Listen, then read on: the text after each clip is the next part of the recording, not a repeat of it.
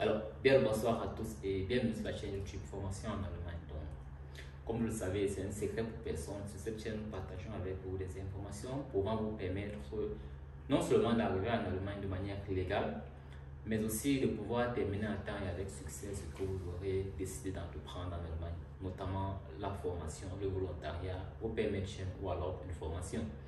Donc, aujourd'hui, sur le plateau de formation en Allemagne, nous recevons quelqu'un que nous avons eu à accompagner, à conseiller. Aujourd'hui, il a fait sa formation, il a terminé sa formation. Donc, aujourd'hui, nous l'avons avec nous pour qu'il puisse un peu nous parler de son parcours, comment est-ce qu'il a fait pour arriver en Allemagne, les difficultés rencontrées pendant la formation, les bons moments partagés pendant la formation et le Gefühl, les sensations qu'on a aujourd'hui quand on a fini sa formation, quand on travaille, et puis ses ambitions futures en Allemagne. Donc, bien le bonjour à vous, monsieur Tchemeni Florian. Donc, bonjour. Je vous laisse la possibilité de vous présenter face caméra. Bonjour, bonjour.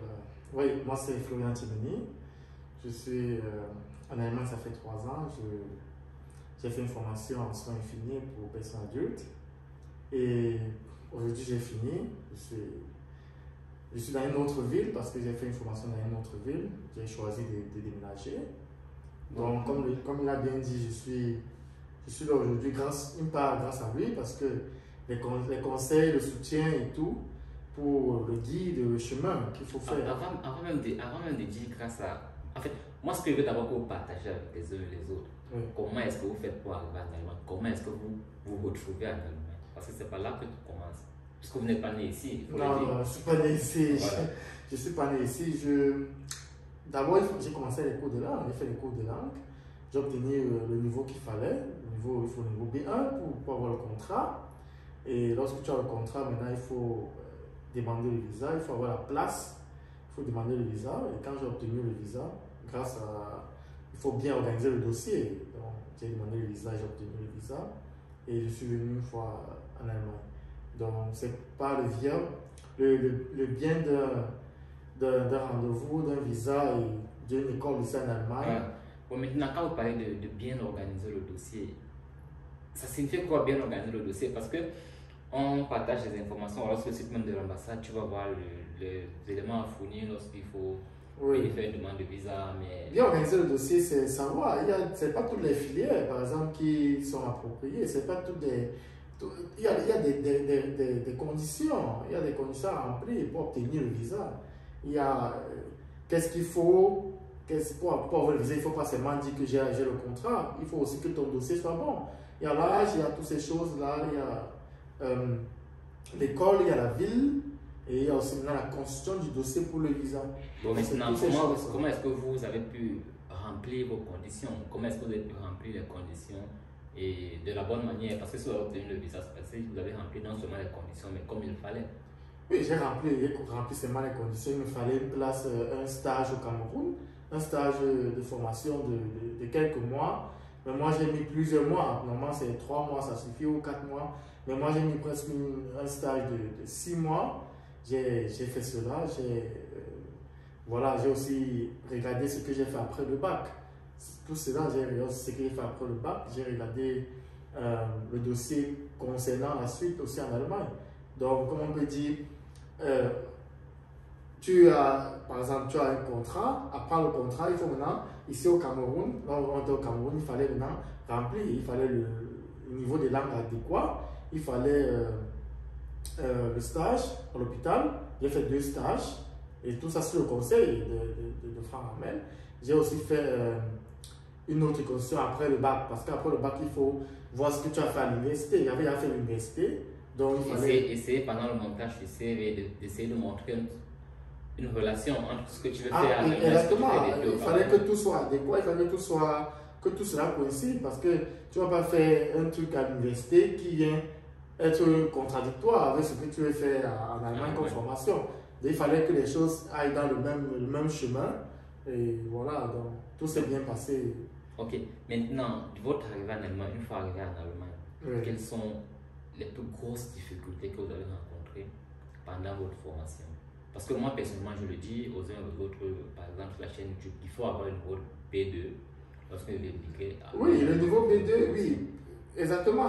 Le niveau B2, c'est pour avoir le visa. Comme je disais, j'ai eu le ZIDAF pour avoir le contrat, mais pour demander le visa au Cameroun, il faut le B2. Donc, j'ai eu le B2 au Cameroun de Vigny, j'ai eu le contrat, et j'étais dans la ligne de B2 et tout cela. Donc, il faut que le dossier soit, comme je disais, il y a les conditions à remplir. J'ai bien dit, le ZIDAF, c'est pour avoir la place, mais le B2, c'est ce que le consulat du Cameroun nous recommande pour demander le visa. Et en Allemagne, j'ai des grandes difficultés. Ce qu'on apprend au Cameroun comme cours de langue, ça ne suffit pas. Il faut vraiment mettre cela en pratique. Donc j'ai eu cette difficulté d'abord de tomber dans un coin où l'allemand était, on dit en chinois au Cameroun, le patois. C'était la langue. Ouais. Le patois, donc il parlait un allemand et si tu n'es pas bon, tu ne peux pas capter, tu ne peux pas comprendre. Non, je parle en allemand, désolé. Tu ne peux pas comprendre ce que le vieillard dit parce qu'il parlait d'une autre manière. Moi, j'ai appris assieds-toi comme ça. Lui dit assieds-toi, mais avec un autre ton et avec un synonyme, par exemple, un synonyme qu'on comprend que c'est un synonyme, c'est une autre langue maternelle. Donc, si je comprends bien, votre première grosse difficulté, alors votre plus grosse difficulté, c'était l'adaptation avec la langue. L'adaptation avec la langue, exactement parce que j'étais dans une petite ville et là-bas, on parlait, comme je disais, le patois, beaucoup plus. Et maintenant, dans le boulot, le plus difficile dans le boulot, c'était l'intégration en tant qu'étranger, de s'affirmer, de montrer que tu es capable. Parce que quand tu arrives, on dit, ah, celui-là, il est là, ça fait 2 semaines, 1 semaine, et voilà. Est-ce qu'il peut même parler allemand? Est-ce qu'il peut même parler allemand? Et quand j'ai prouvé que l'allemand, parce que j'ai été m'interviewer, comment un Africain peut parler allemand comme ça, et comment ça se fait, il faut maintenant que tu prouves, maintenant de manière pratique à l'hôpital, que tu es capable de mettre en pratique ce que tu as appris en théorie. Et mon stage aussi a aidé les choses, il y a beaucoup de choses. Mais c'était cette difficulté de m'intégrer, que les patients me fassent confiance. Oui. Parce que c'est un étranger africain. Est-ce que celui-ci. Ça se laisse facilement remarquer que tu es un étranger. Exactement, ça se laissait facilement remarquer. Mais il ne faut pas se laisser abattre. Il fallait donc prouver que oui, je peux. Ich kann das. Ok, bon, maintenant, je suppose que vous avez également, pendant ces 3 années de formation, partagé de bons moments, soit avec vos collègues, soit avec vos nouvelles connaissances. Avec des collègues, oui, on peut dire oui, parce que avec des collègues, bon, disons oui, mais avec les patients, les moments étaient très merveilleux. Il y a des patients qui ne demandaient que mes services. Il y avait par exemple une collègue là, elle est à côté, la patiente m'appelle de l'autre bout, elle dit, Florian, j'ai besoin d'un verre d'eau. Et tu vois, ça fait un petit jalousie entre les autres. Et tu vois que tu es important au fur et à mesure. Des années passent, tu vois que tu es plus important, tu as plus d'impact. En tant qu'étranger, tu te vois capable d'aller plus loin. Ça t'amène à aimer de plus en plus ce que exactement, tu fais. Exactement, surtout quand tu te rends compte que tu as pris la bonne décision. Exactement, exactement. Parce que quand tu te rends compte que tu fais juste une toute petite chose et que le blanc est totalement, le patient est totalement fier, tu vois la joie sur son visage, tu le vois pleurer parce que tu lui as rendu les services. C'est une bonne chose. Je pense que c'est aussi l'une des raisons pour lesquelles on conseille non seulement aux gens de venir faire une formation en Allemagne, mais seulement ne choisissez pas le type de formation parce que vous voulez à tout prix venir en Allemagne. Exactement. Mais parce que vous voyez évoluer dans ce domaine-là. Donc, je profite de ce voir évoluer dans ce domaine-là pour vous poser la question de savoir, maintenant que vous avez terminé votre formation, maintenant que vous êtes infirmier diplômé d'État allemand, s'il faut le dire ainsi, quelles sont vos ambitions, quelles sont les possibilités qui s'offrent à vous? Est-ce que c'est un point final ou alors est-ce que vous avez d'autres possibilités d'évoluer? L'Africain ne reste pas stable. L'Africain cherche toujours, surtout le Camerounais, il cherche toujours à essayer de faire un peu plus. Et quand je suis arrivé ici, beaucoup de gens ont essayé de simplifier le domaine dans lequel j'étais. Mais quand j'ai pris connaissance, parce que je viens de finir, ça fait 3 mois, j'essaie de prendre 1 an d'expérience. Parce que pour faire une formation continue maintenant, il faut une expérience. Et durant ces 3 mois déjà, j'ai rencontré beaucoup de personnes, des gens qui m'ont montré des domaines qui rapportent demain, qui rapportent même plus que ce que je fais actuellement. J'ai eu la chance en tant que spécialiste, infirmier diplômé d'État d'Allemagne, je posais postuler, je n'ai même pas. Avant même de finir de cliquer, il y a au moins 5 personnes, 5 entreprises qui me disent je te prends. Je te prends. Et comme, oui, exactement. Donc, et je me vois demain, après ces 1 an d'expérience, ou après les expériences, je me vois continuer une autre formation qui dure 1 an et demi dans la direction d'hôpital, le management d'hôpital. Et on ne s'arrête pas là, ça peut aller plus loin que ça en fait. Ok, donc si je comprends bien, dans ce domaine actuellement, l'offre est plus grande, enfin la demande est plus grande que... Non, exactement, il y a tellement de demandes. L'offre est plus grande que la demande. Il y a tellement de demandes et l'offre même est là, mais on veut des patients, on veut des travailleurs, Oui. Autant pour moi. On veut des travailleurs, on veut des gens engagés, motivés dans le domaine. Les gens comme vous aussi, il faut le dire ici. Bon, les gens comme moi, je peux être fier de moi parce les que... gars qui font bien leur boulot et les gars qui le font à l'aise. Exactement. Voilà, et c'est aussi très difficile, il faut qu'on le sache. C'est pas, en tant qu'infirmier diplômé d'État, tu n'es plus élève, tu es maintenant dans un niveau où tu es en contact avec des docteurs, tu es en contact constamment avec des familles. Il faut prendre des responsabilités. Les responsabilités sont énormes, vraiment très énormes. Et là, tu dois prouver que tu es capable, ce que tu as appris pendant les 3 ans, voilà ça, tu dois mettre en pratique. Et ce qui me plaît, c'est que mon carnet d'adresse, ça s'agrandit. Ouais. Je rencontre des grandes personnes dans la santé, on s'assoit, on va voir, on dit, ok, on peut faire ceci, on peut faire cela. Des personnes qui apprécient le travail. Donc il faut travailler, il faut être quelqu'un de travailleur pour pouvoir s'en sortir. Pour pouvoir s'en sortir. Parce que dernièrement, par exemple, si je prends un exemple, si vous me le permettez, j'ai travaillé dernièrement, la semaine passée, j'ai travaillé 14 heures une journée. 14 heures. Ça, c'est du travail. Il faut avoir aimé le boulot. Il faut aimer déjà la chose pour travailler 14 heures une journée. Ça prouve que. Voilà. Tu aimes ton domaine, tu aimes ton boulot. Exactement.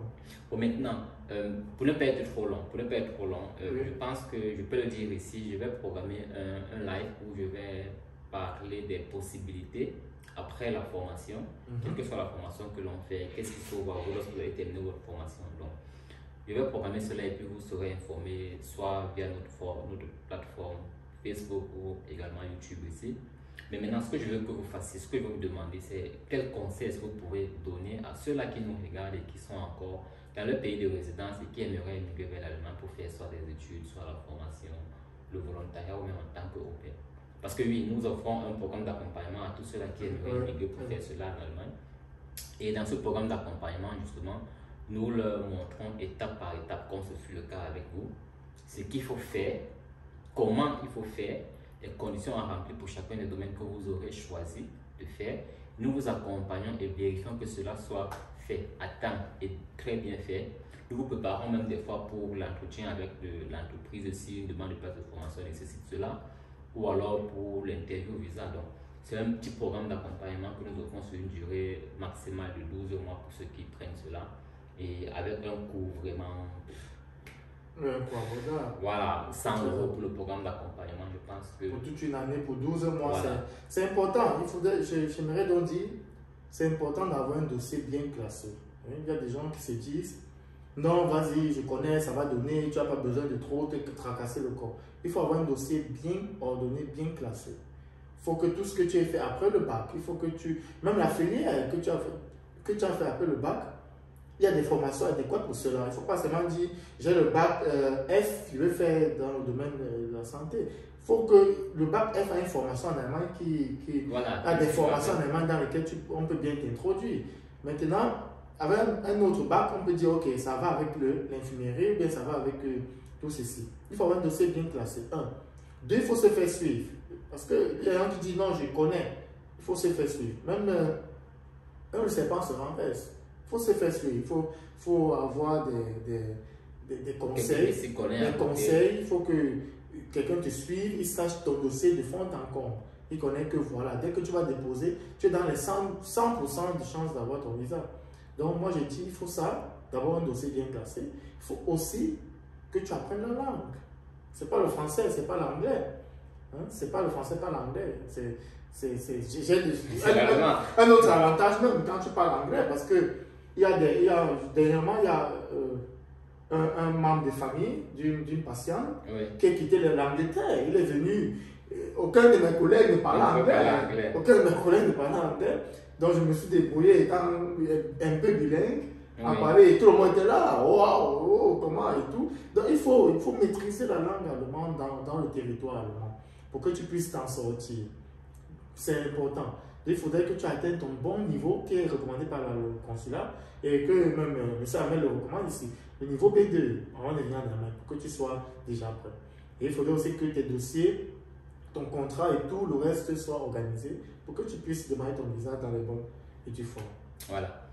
Donc, je ne sais pas si vous avez autre chose à vouloir dire aux caméras ou alors à ceux qui nous écoutent. Je n'aimerais pas que la vidéo soit trop longue. Je ne sais pas, 20 minutes, 15 minutes, ce serait suffisant pour leur passer l'information. Mais c'est déjà pour le temps que vous nous avez accordé, le fait de vouloir partager plus ou moins votre parcours avec nos abonnés. Donc, si vous n'avez pas autre chose à ajouter, non, je dis juste merci. Je dis merci à toi qui m'a aussi beaucoup soutenu et conseillé. Je dis aussi merci à tous ces gens qui sont, surtout à ton équipe, toi qui encourage les jeunes de partout dans le monde. Parce que je crois qu'à l'époque, quand je te contactais, tu avais des gens aussi en Ukraine, et en Russie et tous ces gens. Donc, ton équipe, ce que vous faites pour la jeunesse africaine et partout dans le monde, pour que les gens puissent réaliser leur rêve, c'est une chose de bien. Il y a des gens, c'est une chose de bien. C'est aussi notre manière de pouvoir faciliter l'immigration légale. Exactement. On ne prenne plus les raccourcis, mais qu'on se dise qu'on peut comprendre l'avion. Comprendre l'avion. C'est ça. Exactement. Donc, je dis merci et merci aussi à ma famille qui m'a soutenu. Voilà. Ok. Donc, si vous ne l'avez pas encore fait, je vous invite ici, si vous avez aimé bien sûr la vidéo, si vous avez pensé que nous avons partagé avec vous en ce moment-ci des informations assez plaisantes, likez, partagez, laissez-nous votre avis en commentaire. Et puis, bon voilà, laissez-moi également en commentaire savoir si vous aimeriez que j'invite sur le plateau de formation en allemand d'autres personnes qui ont fait d'autres formations afin qu'ils puissent partager plus ou moins leur parcours. Exactement, ça serait bien. Et je pense que je peux me permettre de t'inviter aussi. Et je crois la première semaine de novembre, nous avons encore une autre personne que nous accompagnons qui finit sa formation. Et je pense que pour lui, on va organiser une petite partie. Parce qu'il faut aussi ça, on accompagne les gens et lorsqu'ils réussissent leur examen, on doit être fier de cela. Donc on va essayer de partager un petit verre avec lui. Exactement. Ça serait un plaisir. Déjà la semaine de novembre, je suis en congé. Donc, si vous m'invitez, je viens. Non, c'est une invitation directe. Okay, il faut être là. J'espère juste que ce jour-là, on va faire une petite vidéo pour que ceux qui nous écoutent soutenir les gens, c'est un plaisir. Voir cela. Exactement. Ok, d'accord. Voilà. On se dit à bientôt pour une autre vidéo et portez-vous bien.